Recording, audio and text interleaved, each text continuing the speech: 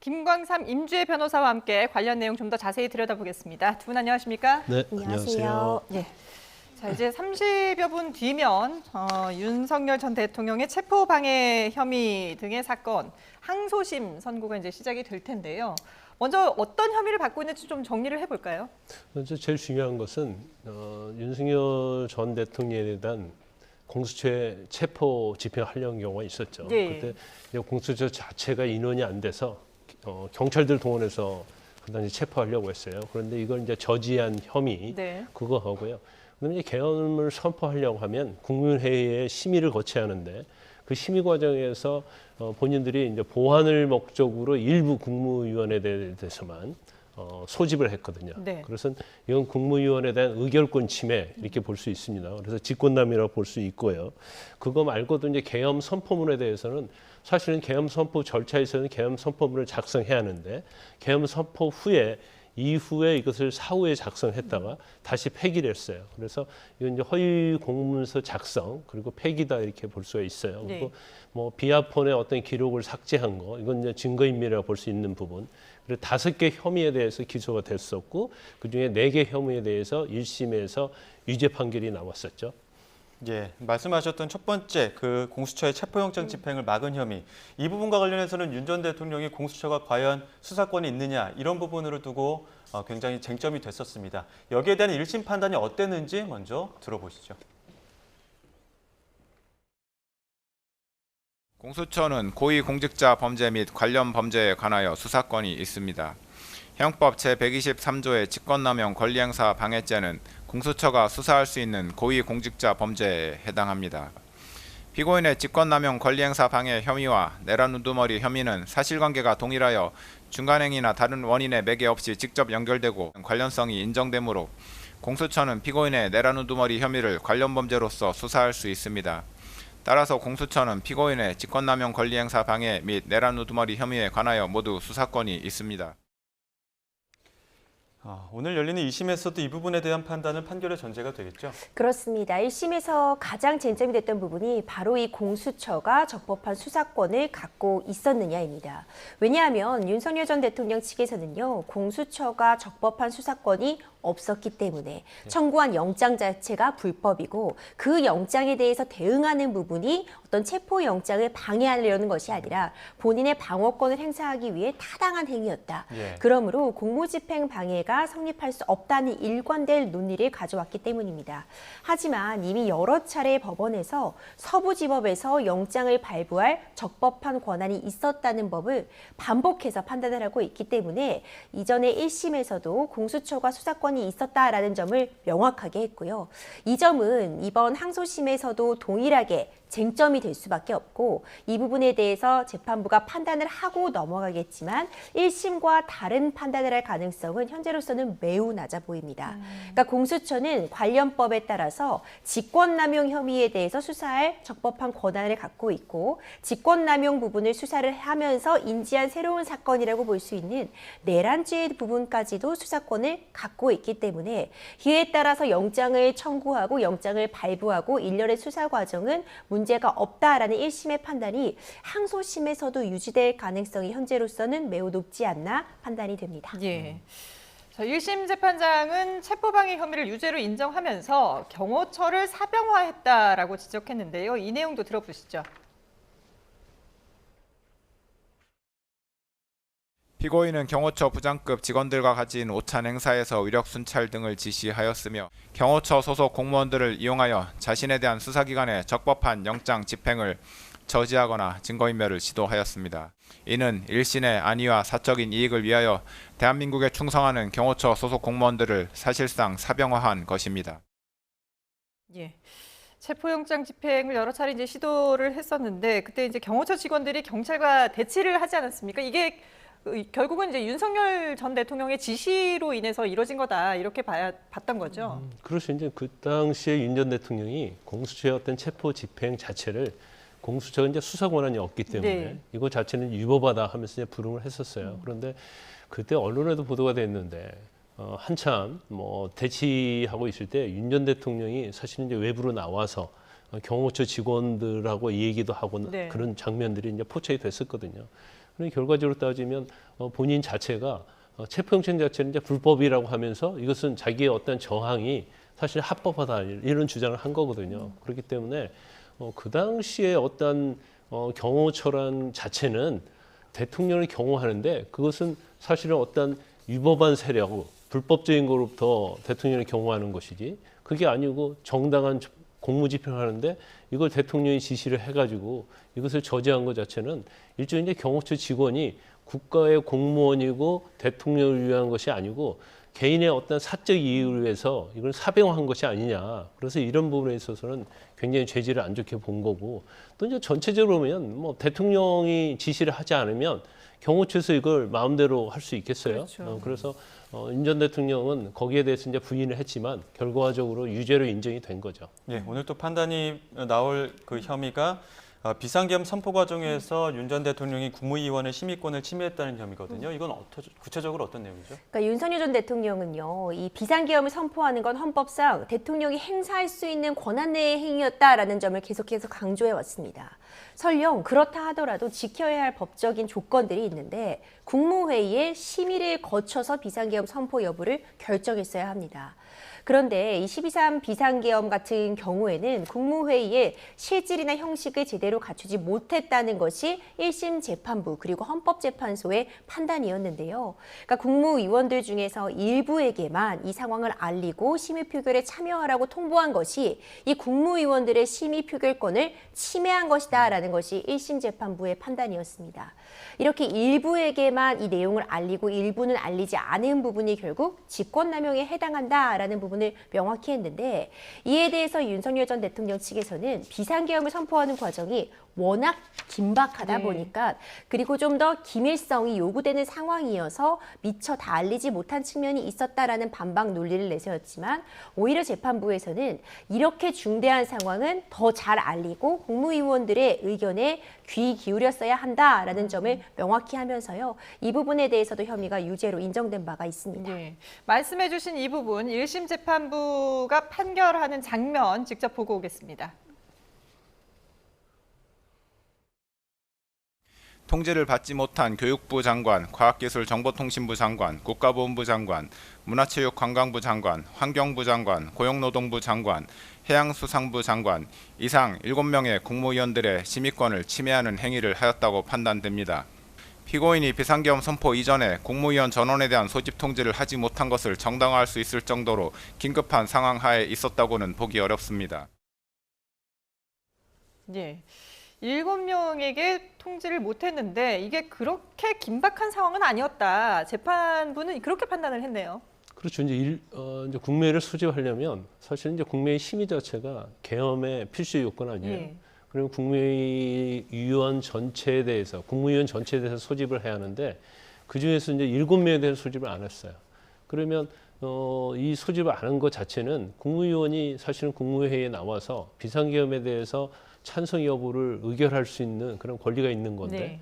이걸 하지 못했기 때문에 이건 의결권 침해라고 이렇게 본 거예요. 그런데 나머지 또 2명도 기소가 됐었는데 2명에 대해서는 소집 통지를 받았어요. 그런데 본인들이 이제 뭐 여러 가지 사유로 인해서 국무회의에 참석을 못해서 이 2명에 대해서 이제 무죄를 선고를 했습니다. 아마 윤 전 대통령 입장에서는 너무나 긴급했고 보안상을 이유로 모두에게 소집 통지를 못했다.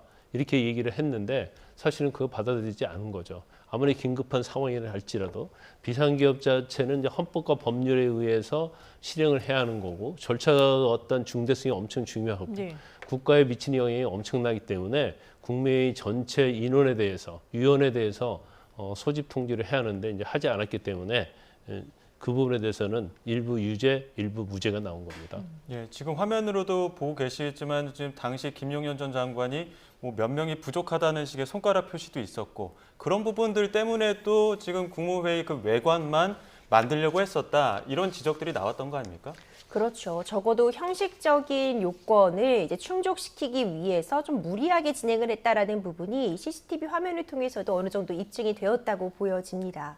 이제 그런 부분들 때문에 다른 피고인들에 대한 재판, 김용현 전 장관 같은 경우에도 이 실질만을 제대로 갖추지 못한 걸 알고 형식이라도 갖추기 위해서 무리하게 이 비상계엄을 진행한 것 아니냐, 이런 부분들이 이 죄의 유무죄나 양형에 있어서도 반영이 되었다고 보여지고요. 기본적으로 일단 헌법재판소에서 탄핵 결정이 내려질 때 이 비상계엄이 형식적인 요건과 실질적인 요건을 갖추지 못했다는 점은 이미 확인이 되었고, 예. 그 과정에 있어서도 이것이 단순히 형식적인 요건을 결했다는 차원이 아니라 이것은 이 본인의 직권을 남용한 것이다라는 부분까지, 그러니까 형사처벌의 대상이 된다는 부분까지도 1심에서는 확인을 이미 한 바가 있습니다. 예. 네.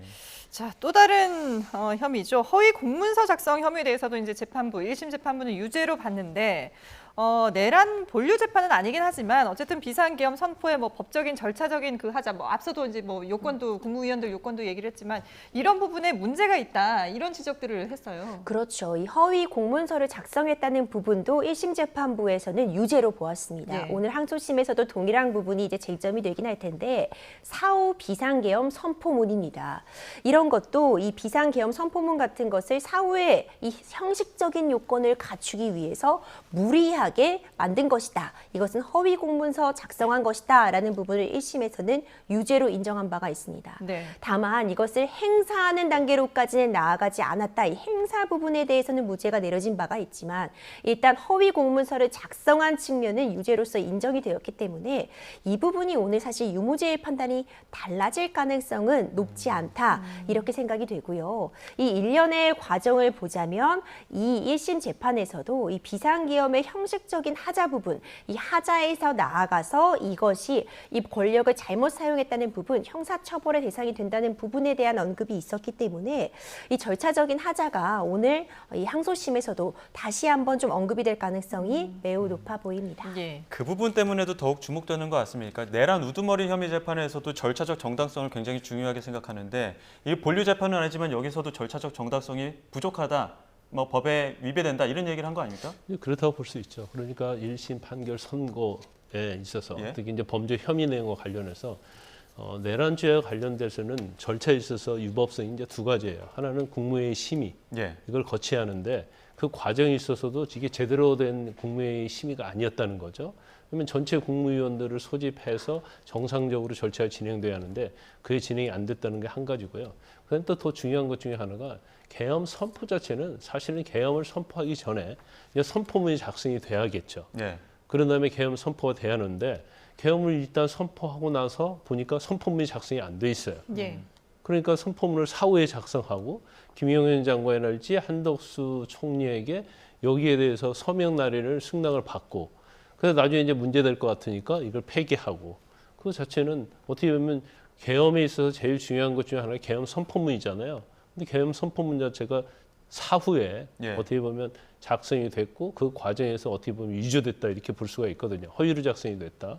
이 부분도 사실은 이제 계엄의 법적인 절차, 정당성에서 굉장히 중요한 부분이다 이렇게 볼 수가 있습니다. 예. 그런데 지금 특검에서 징역 10년 구형했잖아요. 예. 그런데 이걸 그냥 10년이 아니고 나누어서 구형을 했습니다. 그래서 체포방해와 관련해서는 5년, 직권남용과 관련해서는 3년, 그다음에 이제 다른 거에 대해서는 2년 이렇게 선고를 했는데 뭐 10년 선고했는데 5년 선고가 나왔다 이렇게 보면 사실은 일반적으로 검찰 구형하면 반절 나오는 경우는 굉장히 많죠. 예. 그렇지만 윤 전 대통령에 대한 혐의 자체는 체포방해는 그게 엄청난 일이거든요.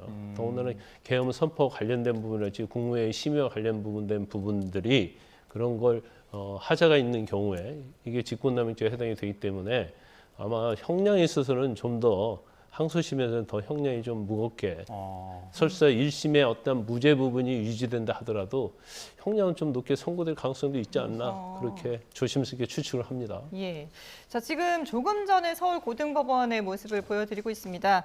윤 전 대통령 측의 유정화 변호사가 법정 출입구에서 지금 이제 검문을 받고 있는 모습입니다. 윤 전 대통령은 이미 다른 재판 때문에 오전에 다른 재판에 참석하기 위해서 이 법원에 와 있는 상황이고요. 그리고 이제 윤 전 대통령의 변호인들도 잠시 뒤에 이제 오후 3시에 항소심이 열리는데 이 재판을 위해서 지금 출입구 안에 들어가기 전에 이렇게 검문을 받는 모습 저희가 조금 전에 서울고등법원의 모습 보여드렸습니다.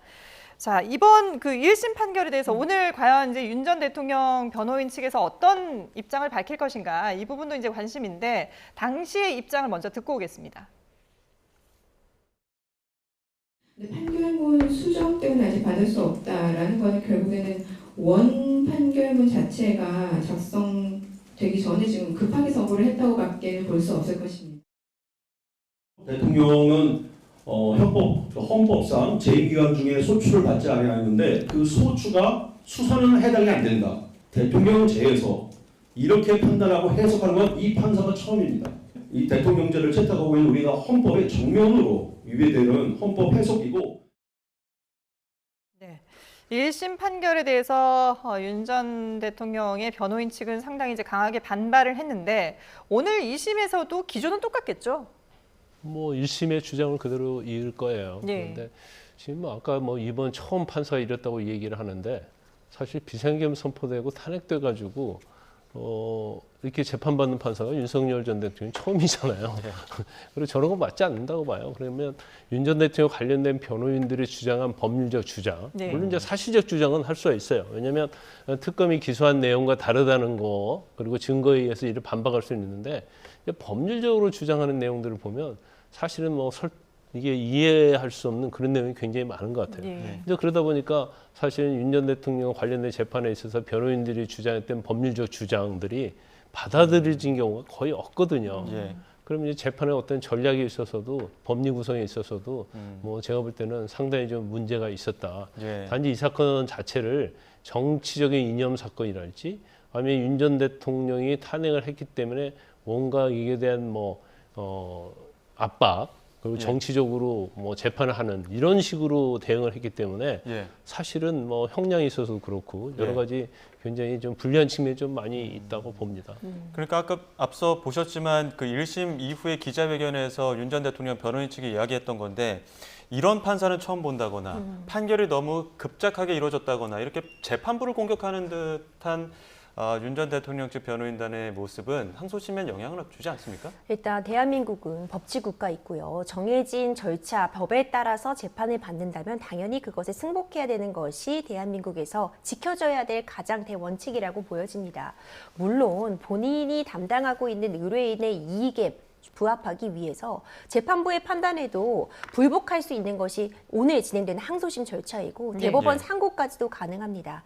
어떤 의견을 표출하는 부분에 있어서는 가능한 측면이 있겠지만 도를 넘는 측면, 재판부에 대해서 뭐 모욕을 한다거나 다른 국민들도 동일하게 이 재판을 받아야 되는데 사법부의 신뢰 자체를 무너뜨리려는 시도를 한다면 그 부분은 문제가 될 수 있겠지만 이제 기본적으로 이 본인의 의뢰인의 이익에 부합하기 위해서 변호인들도 그런 언급을 한 것이 아닌가 싶고요. 아마 오늘 항소심에서도 동일한 내용을 좀 지적하지 않을까 생각이 됩니다. 네. 기본적인 논거는 동일했습니다. 공수처가 수사권을 갖고 있지 않았기 때문에 위법한 영장을 가지고 대통령실 그리고 이 대통령 관저, 이 윤석열 전 대통령의 어떤 기본권을 침해하는 부분에 대해서 대응할 수밖에 없었다. 네. 그러므로 공무집행방해가 아니다는 논거는 동일하게 유지해 왔기 때문에 어떤 판단이 내려지든 변호인의 입장은 이제 1심 판단과 좀 유사하지 않을까 생각이 됩니다. 예.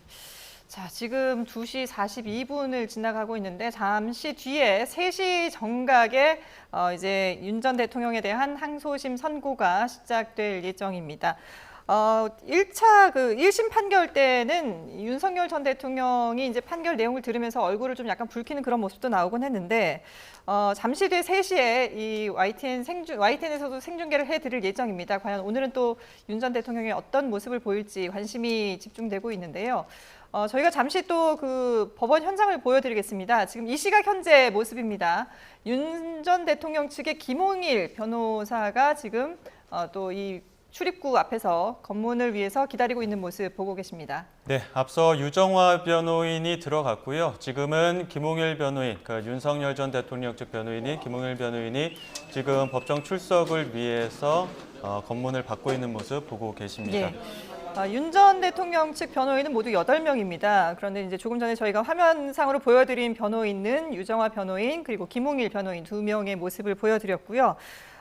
글쎄요, 오늘 이제 변호인과 함께 윤 전 대통령도 재판장에서 이제 모습을 드러내게 되는데 과연 어떤 반응을 보일지 오늘 일단 이 재판 자체가 어떻게 이루어지게 되는 건가요? 일단 뭐 선고 공판이에요. 예. 그러니까 이제 재판은 이미 다 항소심에서 다 끝났고요. 또 항소심 재판 자체가 1심에 비하면 1심에서 증거 조사를 엄청나게 많이 했기 네. 때문에 사실 항소심에서는 1심 재판의 어떤 파기 여부, 그게 적절한지 부당한지 이걸 판단한 재판입니다. 그래서 사실 오늘 재판 자체가 굉장히 주목을 받고 있는 이유가 내란 전담 재판부와 관련된 법이 제정이 됐잖아요. 예. 그래서 내란 전담 재판부가 서울 고법에 2개의 재판부가 만들어졌습니다. 예. 그래서 처음으로 오늘 선고 자체는 내란 전담 재판부에서 선고하는 재판이에요. 네.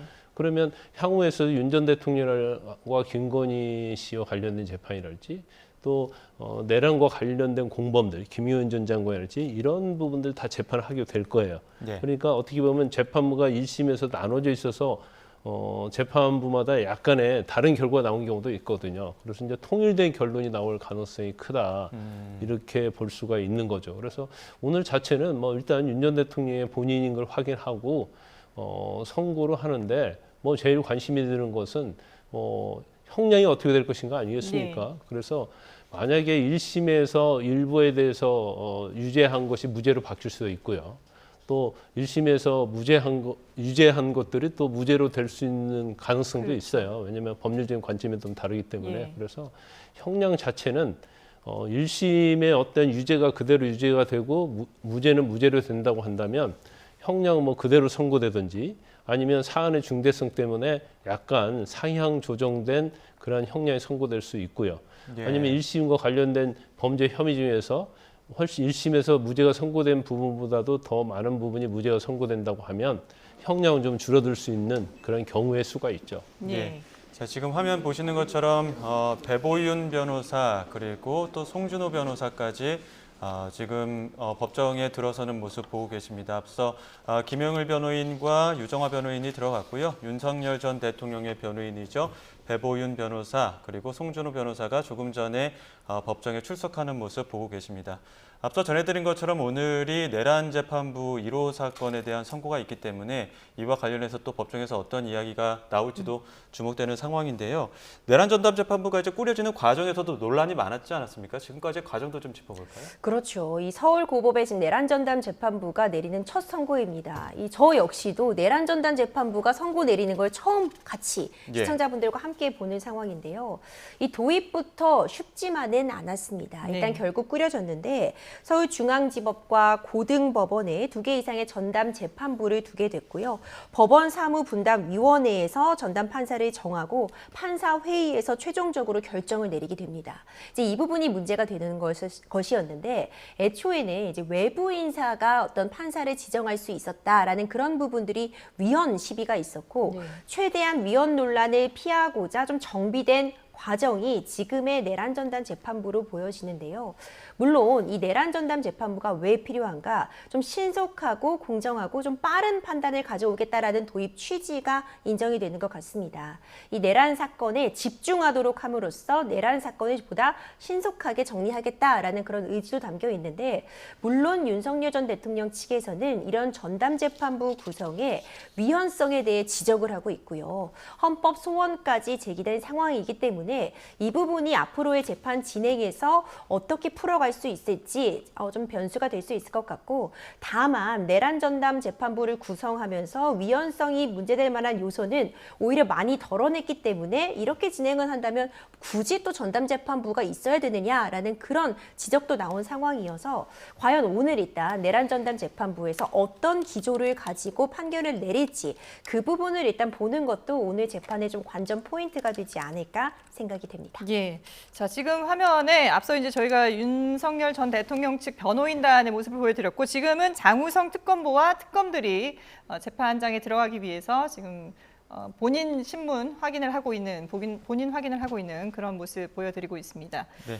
저희가 전해드린 것처럼 오늘 지금 윤석열 전 대통령 변호인 측은 앞서 다 모두 입장을 했고요. 일부 입장을 안 한 것으로 보이긴 하는데 저희가 입장을 다 마치는 네, 대로 일단 다시 한번 화면상으로 저희가 보여드린 전해드리겠습니다. 것은 이제 4명이었고요. 네. 예. 자, 윤석열 전 대통령의 경우에는 오늘 다른 선고와 관련해서 오전에 이미 서울고법에 도착을 해 있었고 오후에 윤 전 대통령 측 변호인단이 속속 지금 입장을 마쳤습니다. 한 10여 분 정도 남아 있었는데 10여 분을 앞두고 윤 전 대통령 변호인 측이 먼저 검문 검색을 받고 이미 법정으로 들어갔고요. 이어서 특검 측에서 지금 들어가고 있는 모습 보고 계십니다. 예. 자, 어제 이 시간에는 저희가 이제 김건희 씨에 대한 그 항소심을 생중계로 전해드렸는데, 이 김건희 씨에 대한 그 항소심에서도 사실 1심과 좀 다른 부분들이 있었습니다. 징역 1년 8개월에서 징역 4년, 그리고 형량이 2배 넘게 이제 늘었는데요. 1심에서 무죄로 인정됐던 혐의 일부가 유죄로 뒤집히면서 형량이 달라진 겁니다. 재판부의 판단 들어보고 오겠습니다. 도이치모터스 주식이 시세 조정 행위에 동원될 수 있다는 사실을 알고 이를 용인함을 넘어서 블랙홀 등의 시세 조정 행위에 대하여 공동 가공의 의사를 가지고 기능적 행위 주배를 통하여 간합한 것으로 인정할 수 있습니다.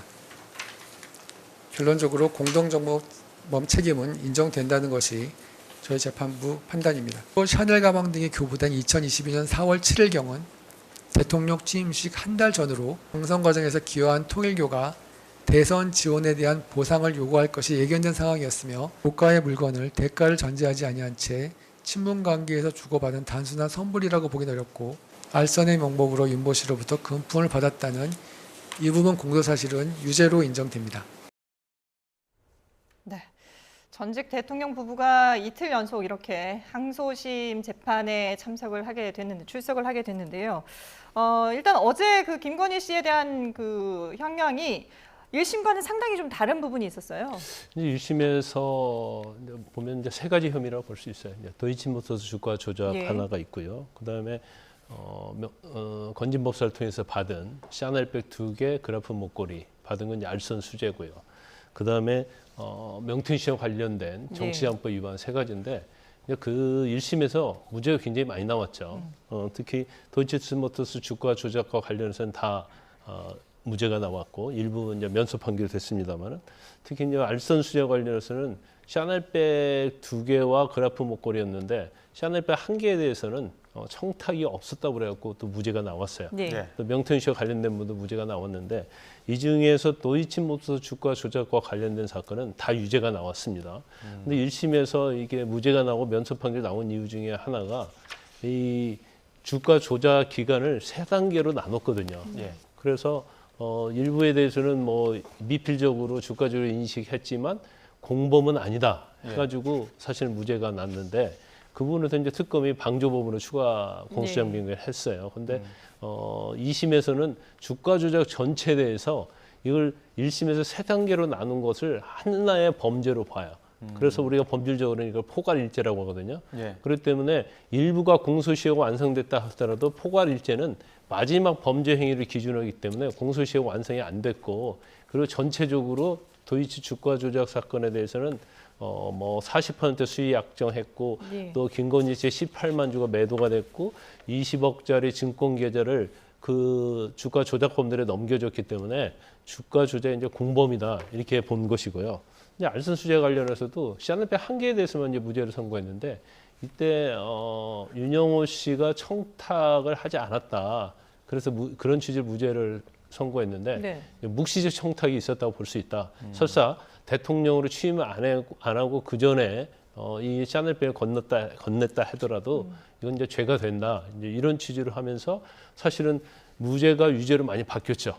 예. 그러다 보니까 징역 1년 8개월에서 이제 징역 4년으로 형량이 굉장히 대폭 상향 조정이 됐다 이렇게 볼 수 있습니다. 예, 어제 재판 화면 저희가 지금 계속 보여드리고 있는데요. 김건희 씨가 이제 필담 정도만 나누고 고개를 푹 숙이는 모습이었었는데 형량이 굉장히 늘어난 선고를 받은 이후에 눈썹을 좀 찌푸리는 모습도 보였고 부축을 받으면서 나가는 모습도 보였습니다.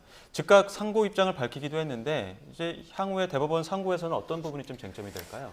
크게 판단이 달라지지 않을 가능성도 있어 보이긴 합니다. 1심에서 이 징역 1년 2개월이 선고되었다가 어제 4년이 선고되었기 때문에 사실 피고인 입장에서는 굉장히 좀 실망할 수밖에 없는 상황이었던 것 같습니다.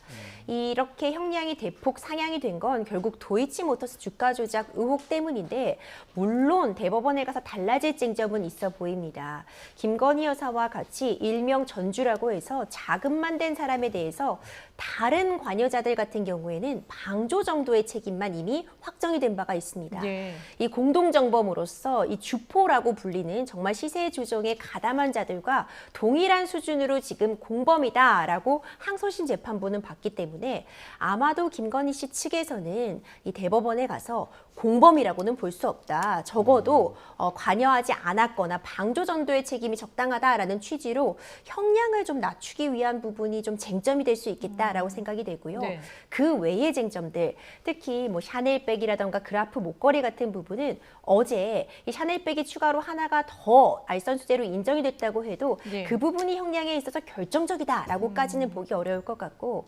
물론 이 부분은 오히려 다른 후행 재판들, 일명 뭐 매간 매직 의혹에 대해서 영향을 줄 수 있을지언정 대법원에 가서는 유사한 판단을 받을 가능성이 높아 보이기 때문에 도이치모터스 주가 조작과 관련해 공동정범이 계속해서 대법원에서도 인정될 것인가, 그 부분이 하나의 쟁점으로 남아있을 것 같습니다. 예. 자, 이제 잠시 뒤 5분 정도 지나고 나면은 윤 전 대통령에 대한 항소심 선고가 시작이 되는데요. 어제 경우 보면은 김건희 씨가 이제 그 재판정에 제일 마지막에 들어왔거든요. 그 재판부가 입장을 하고 난 뒤부터 저희가 이제 생중계로 시청자 여러분께 전해드릴 수 있기 때문에 아직 이제 그 현장 상황은 보여드리지 못합니다만은 이미 윤 전 대통령은 법원에 있는 상황이고.